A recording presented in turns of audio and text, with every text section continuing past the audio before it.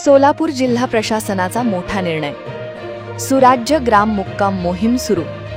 कार्यालयांचे उंबरठे झिजवणे बंद। अधिकारी थेट तुमच्या गावात मुक्कामाला येणार।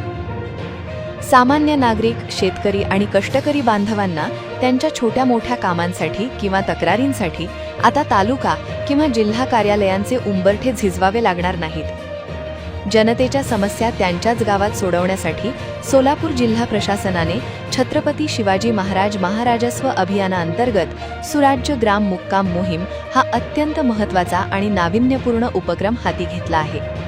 या अंतर्गत दर बुधवार किंवा गुरुवारी जिल्हाधिकारी, उपजिल्हाधिकारी आणि तहसीलदारांसह प्रशासकीय अधिकारी गावात मुक्काम करून जनतेच्या तक्रारी सोडवणार आहेत, अशी माहिती निवासी उपजिल्हाधिकारी अभिजित पाटील यांनी दिली।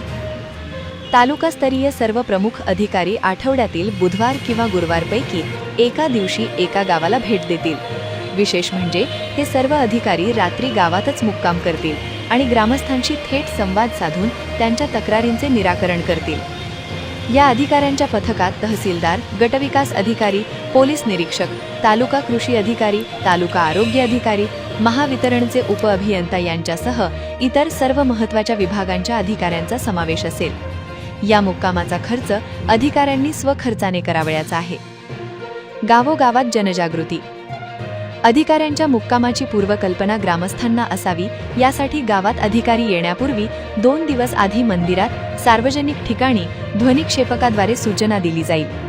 तसेच ग्रामपंचायत व चावडीवर भित्तीपत्रके, व्हॉट्सॲप ग्रुप्सवर वेळापत्रक, शाळेत सकाळच्या परिपाठात विद्यार्थ्यांना या मोहिमेची माहिती दिली जाणार आहे। उत्कृष्ट काम करणाऱ्या गावाची होणार निवड।